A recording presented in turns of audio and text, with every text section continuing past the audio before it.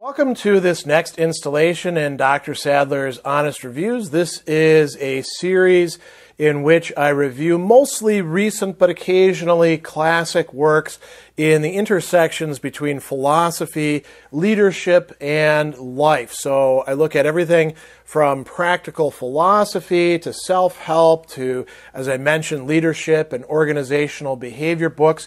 The one I have today to discuss is, I guess you could call it sort of an anthology, a new translation in a way. It's Epictetus, but it's this edition, How to Be Free, an Ancient Guide to the Stoic Life. And it's the Enchiridion and selections from the discourses. Now, what's really the value add to this work that I think might attract people to buying it, other than the nice cover and the fact that it's part of what I think is going to be a three-part series, is that it's translated and it has a very nice introduction by A.A. Long, great scholarship of Stoicism and of Epictetus in particular. It is part of a series. I reviewed the earlier installation in the series, How to Die, which is selections from Seneca.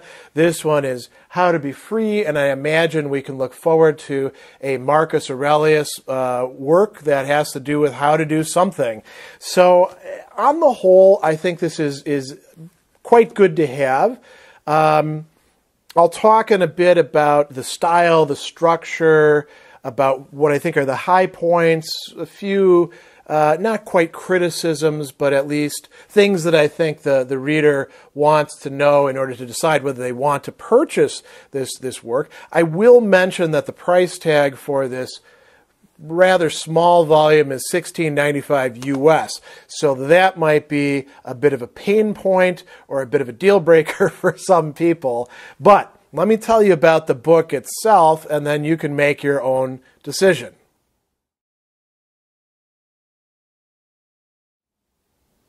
Usually in this section on style and structure and summary, I begin with talking about the author's style. But I think that it might be useful to summarize first here what we've got actually in this work. So this is the Enchiridion and some sections from Epictetus' discourses. All of those are coming to us originally from Arrian, who was a student. He was also a historian and writer on his own. And he studied with Epictetus, and then he recorded what we think are more or less verbatim teachings. The Enchiridion is sort of a best hits list where he assembled passages that he thought were particularly apt, and that's what you've got in here.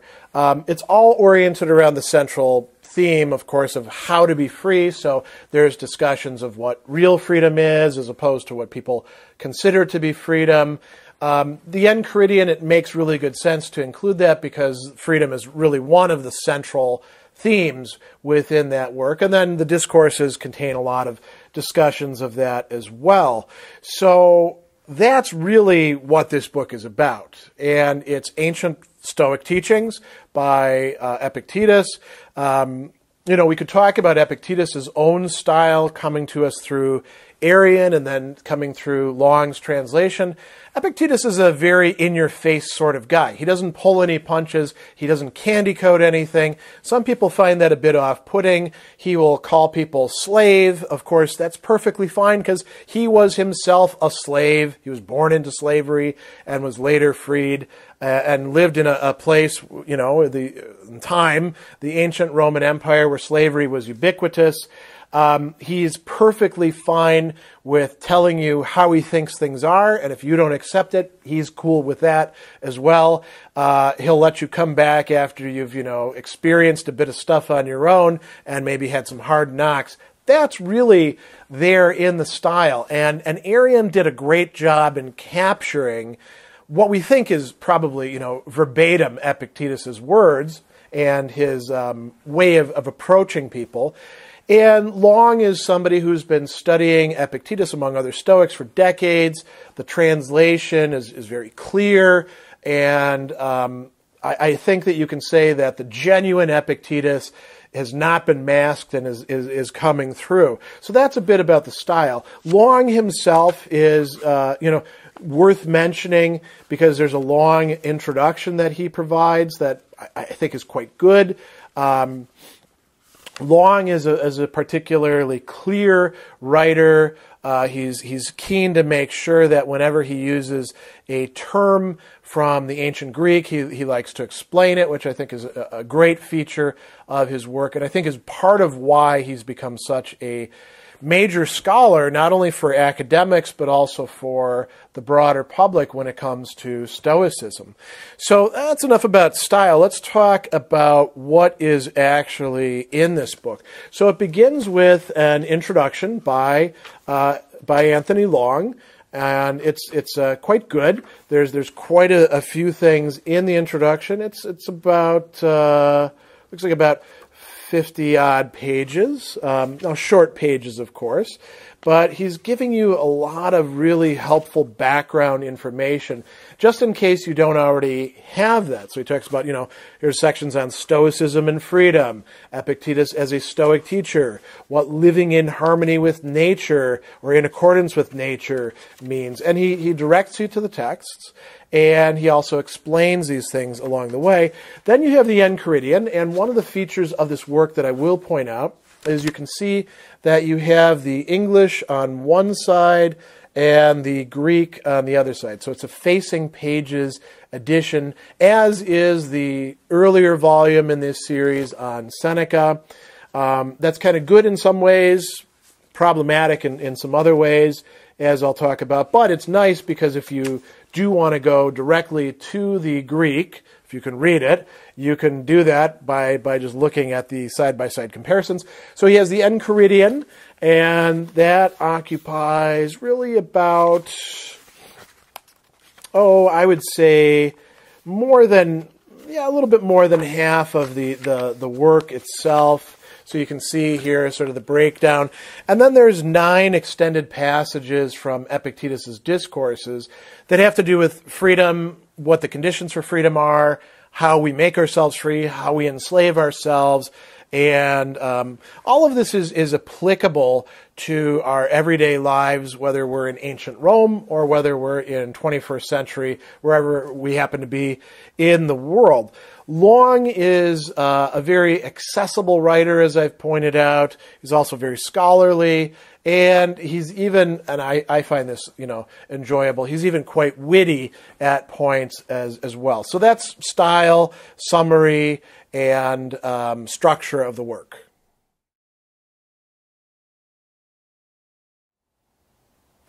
Let's talk about the central ideas that you're going to find in this work, one of which, of course, is freedom. I mean, the book is called How to Be Free, and the Stoics actually talked quite a lot about freedom. Epictetus, perhaps more than anybody else, I would say, given the works that we do have of them. It's important to remember that, of course, we've lost more than 90% of the Stoic literature that was available in antiquity. That's sort of a ballpark guess.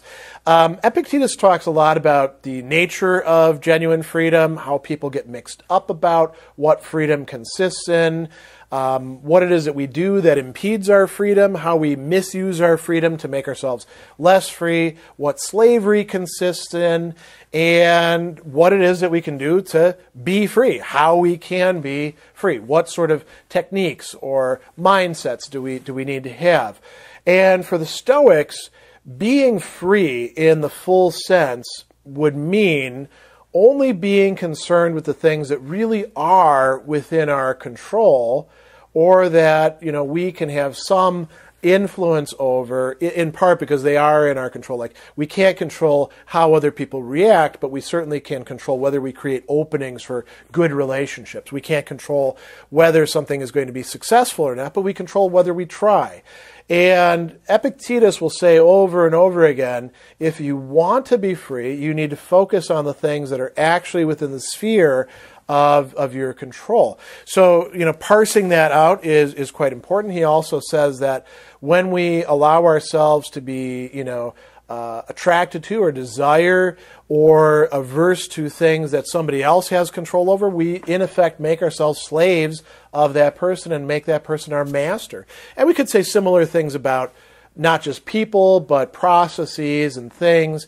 You know, if drinking becomes the center of your life, you are out of control and something else is controlling you. If the desire for status and prestige is what's driving you, man, that's going to be a hard life. That's what Epictetus is saying, and it's a less free life. So that's one key theme. Another thing that I'll say goes on in the work quite a lot is clarification of key ideas and terms. And that's, you know, Epictetus does that to some degree, but Long is really doing that, especially in the introduction. And I should mention that there's also a nice, end part with a glossary, right, where he goes over things. For example, harmony of the universe. Harmony, Greek symphonia, invokes the Stoics' favorite musical model for a unitary structure. The unity of opposites is an idea that looks back to the early Greek philosophers Pythagoras and Heraclitus, right? So Long is giving you some background information that's quite helpful. He's explaining the key ideas and terms of this work. Another thing that I would say runs through the selections that Long has here and the Enchiridion is the relationship of freedom to all these other concepts that play a major role in Stoic philosophy, including desire and choice and nature. But one of the key ideas that you find Epictetus stressing more than the other Stoics is what we translate as will. You know, Long translates it as will. Sometimes there can be some problems with that. Oftentimes it's translated as faculty of choice or, by other locutions as well. It's connected to what the Stoics call the ruling principle or the rational principle. Moral purpose is another translation. You might think of it as the nexus of our choices and commitments and prioritizations, which include ourselves within it as well as external things. And this is really absolutely central for Epictetus. And freedom is going to be really, when it comes down to it, the freedom of the proiresis, or of the will, which is one reason why other authors, who Long is very conversant with, have talked about Epictetus as almost getting to what later thinkers are actually going to call the will, being almost like one step away from it. One other theme I would say that runs through this is the need to take our cues for what constitutes genuine freedom and its opposite, slavery, not from the external world, not from the culture, not from social institutions, but from something deeper within, something that's central to us as human beings. And Stoic philosophy would be the way to illuminate that. So those are some key ideas that you're going to see handled in this work.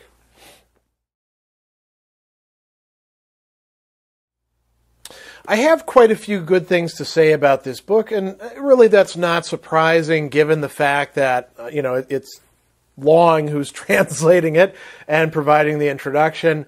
It's pretty rare. As a matter of fact, I can't think of a single thing by Long where I would, even if I disagree with it at points, say this is not excellent stuff. He's a major scholar in Stoic studies. Those of us who as academics or as more popular writers work in the field of Stoicism owe him an incredible debt for doing a lot of academic groundwork and popularizing of Stoicism. So this is, pretty much along the same lines as other things. He's got excellent translations. I can't find any fault with them. He actually has a long discussion here about why he translated the way he did and which text he was also looking to. The introduction, I think, is really helpful. As a matter of fact, I may, in fact, use that for some students down the line. There's also, as I pointed out, this nice glossary in the back that covers a lot of concepts. I think that could be very, very useful for people who are encountering Epictetus or Stoicism for the first time. There are key subject headings for each of the discourses. I like that idea because it helps you figure out what you're getting into. And, Long is quite good about connecting this material to the broader field of standard Stoic literature. So, you're not going to read this and then not find it connecting up with everything else or get lost. It's great introduction to Epictetus's thought. And I think that Long himself gives a really solid sense of Epictetus's teachings and ideas, again, not just in the introduction, but also in the way that he goes about translating. So these are all things that I consider to be good features of the work.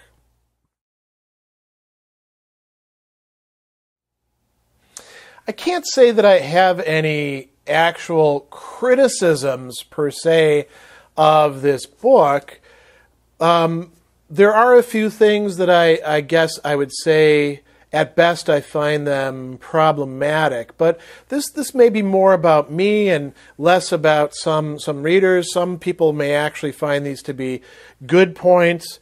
I think that this entire series, the decision to make the facing pages, with the Greek or Latin on one side and the English on the other, I'm not really that happy about that decision, because this could be a shorter, smaller book that's easier to just carry around in your pocket if they did that. And I don't think that most of the readers who this is supposed to reach really need the Greek text on the opposite page. It looks cool, but how many people read classical Greek? I mean, I do, and it's nice for that, but if I want to read Epictetus, I'm just going to get my Loeb edition down from the shelf and go through that, because it's got all of Epictetus's stuff in it rather than just these selections. I think that the people who are likely to be interested in having selections are probably less interested in the facing text. And that, that's part of what led to the high price for this, the $16.95 for a pretty small selection of Epictetus.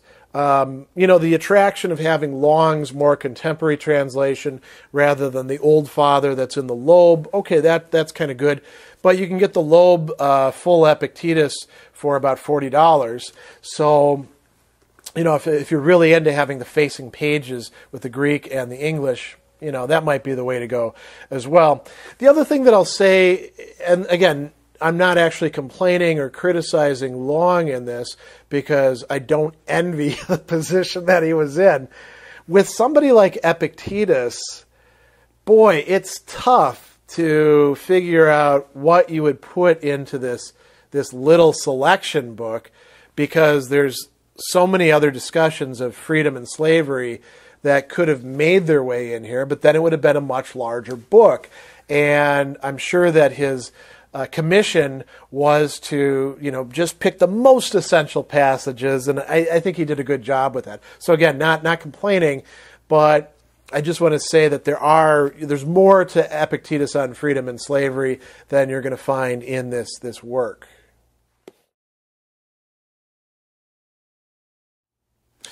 So, to sum up, is this worth getting? Well, if you want a selection of Epictetus's passages on freedom and slavery, translated by a really great, well-informed, highly regarded Stoic scholar, and you want the Greek and the English on facing pages, then maybe you want to buy this volume. And if you've already got the Seneca on how to die, maybe this is the companion piece that you put next to it.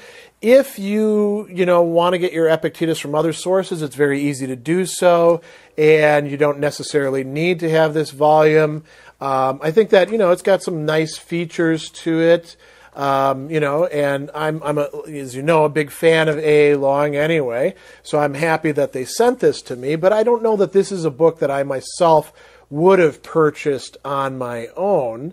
So it's really up to you as the reader. You have to weigh this and think about, do I want to have this particular edition? There are some points recommending it. But it's not absolutely essential to have this particular set of selections. So that would be, your own judgment call.